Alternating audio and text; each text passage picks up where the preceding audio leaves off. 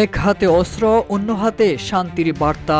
এভাবেই মধ্যপ্রাচ্যের উত্তপ্ত পরিবেশে দ্বৈত কৌশলে এগোচ্ছে ইসরায়েল। ইরানের পারমাণবিক স্থাপনাগুলোতে যুক্তরাষ্ট্রের সহায়তা চালানো বৃহৎ হামলার পর যুদ্ধের সুর এখনো থামেনি। তবে এর মাঝেই ইসরায়েল যুদ্ধ থামানোর বার্তা পাঠালো।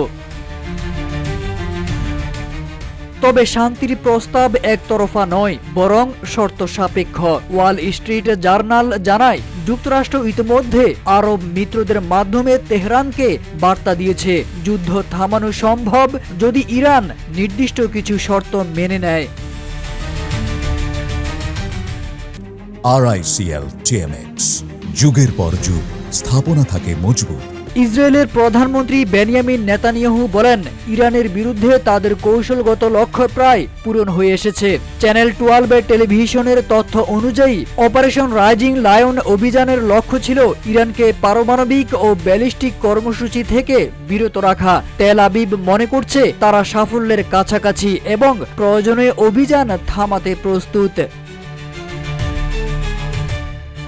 ইসরায়েলি এক কর্মকর্তা টাইমস অব ইসরায়েলকে বলেন, যদি ইরান তার পারমাণবিক কর্মসূচি পরিত্যাগ করে তাহলে এখনই অভিযান বন্ধ করা সম্ভব। যুদ্ধ শেষ হতে পারে একটি চুক্তির মাধ্যমে।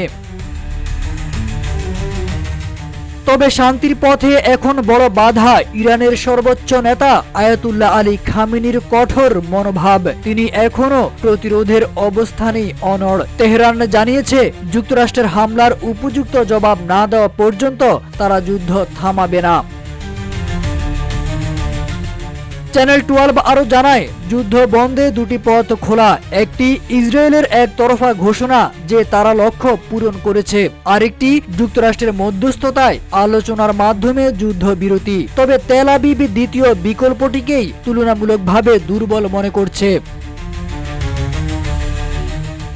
সব মিলিয়ে ইসরায়েল এখন এমন এক কৌশলে চলছে যেখানে একদিকে চলছে বোমার আঘাত, অন্যদিকে পাঠানো হচ্ছে কূটনৈতিক বার্তা। তেহরান কি সাড়া দিবে সেটি এখন নজরে গোটা বিশ্বের।